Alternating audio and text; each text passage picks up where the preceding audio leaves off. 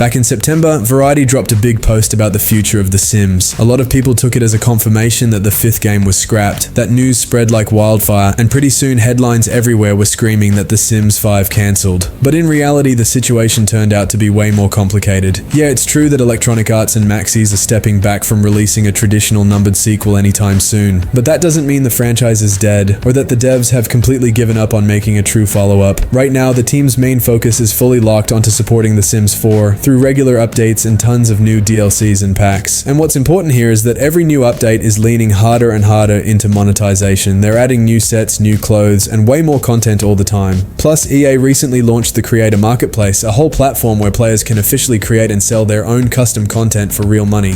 Mods are now officially supported, and at the same time, studios have found a brand new way to monetize the game. The idea behind all this is pretty simple. The Sims 4 still brings in huge money, has an insanely loyal fan base, and keeps a strong online numbers, so there's really no rush to pump out a brand new project. So when the news first hit about the supposed cancellation of The Sims 5, some fans even started theorizing that EA got cold feet because of potential competition from inZOI, Krafton's so-called Sims killer. But there's one major thing people need to understand. The 5th game was never actually officially announced. EA never confirmed they were working on it. They never gave any release dates, never promised a new numbered part. Everything we do know officially is tied to a so-called Project Renee. And even with Renee, EA has been super careful about their wording. They've only ever called it the next generation of The Sims or the next iteration of the franchise, but there's literally never been a mention of The Sims 5. If you look at the leaked screenshots and early gameplay clips, it's pretty clear that it's more like an updated 4th part. It's built on the same engine, the graphics are upgraded but still recognizable, and the core gameplay mechanics are just polished versions of what we already know. The biggest new thing seems to be cross-platform play, meaning you'll be able to jump between PC and mobile devices all within the same shared world. It is really the main selling point of Renee and the thing EA has been pushing the hardest. Honestly, if we're being real here, Project looks way more like a spin-off than a full-on new Sims part. It feels like it was always meant to be a soft experiment, not the huge next chapter fans might have expected. And according to devs, they're not trying to rush into some big leap forward just to slap a number 5 on the box. The Sims 4 still has a massive player base, a hyperactive community, and the game itself is so flexible and expandable that EA can easily keep supporting it for years to come just by rolling out new packs and fueling the custom content economy.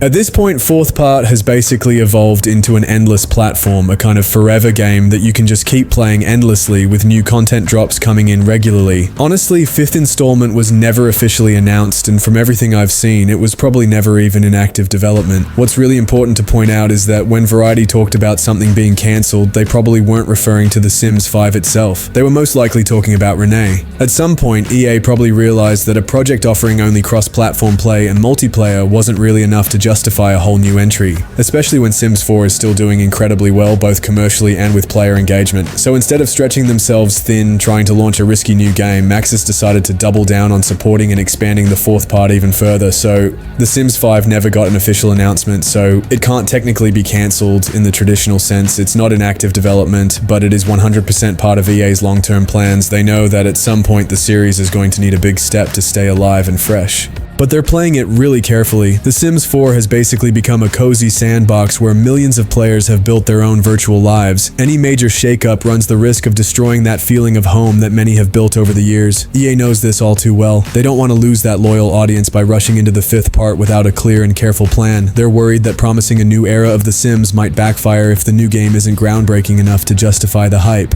There was a lot of buzz when Krafton announced inZOI, a project that many hyped up as a potential Sims killer. The first screenshots and trailers looked super ambitious, showing off next-gen graphics and some seriously advanced features. But when it actually launched, inZOI turned out to be really rough around the edges. Bugs, optimization issues, clunky mechanics. It was clear they rushed it out the door, and it definitely didn't live up to being a real threat to The Sims after all. EA clearly sees what's happening and is probably just sitting back, watching how things play out before locking in their next move. Meanwhile, they've got some massive plans for expanding the series. Their long-term vision is to turn The Sims into a full-blown gaming ecosystem, basically The Sims universe. The heart of it all is still going to be The Sims 4, but they'll be layering in a bunch of spin-offs like My Sims and Sims Stories. And now, rumor has it that Maxis is seriously discussing making a new game inspired by The Sims Medieval, but way more modern. It wouldn't be some traditional turn-based strategy like Civilization, it sounds more like a mix between classic Sims gameplay and light RPG or strategy elements, all wrapped up in a fantasy setting. It's still super early and just whispers for now, but from the sound of it, ideas like this are actually being explored behind the scenes. And if the latest leaks are true, a new reboot of SimCity, which is supposedly already in early development stages, so-called The Sims Universe, is going to be a huge interconnected platform made up of multiple Sims branded projects, with The Sims 4 sitting right in the center as the main game. So what we're looking at isn't just a bunch of disconnected games, it's one massive unified platform. The big feature tying it all together will be a shared social ecosystem, kind of like a hybrid between a marketplace and a mod hub, where players can upload and share mods and custom expansions, not just for The Sims 4, but for all projects inside the universe. Everything will connect through a central marketplace and the Creator Kit system, which EA has already been pushing hard for the 4th game. They're basically laying the groundwork right now for this entire plan to come to life. If you think about it, this is totally EA's business style. They've always been about squeezing the absolute most out of their franchises. Just look at FIFA, where every new release was basically built on the last one, loaded with microtransactions and backed by long-term support.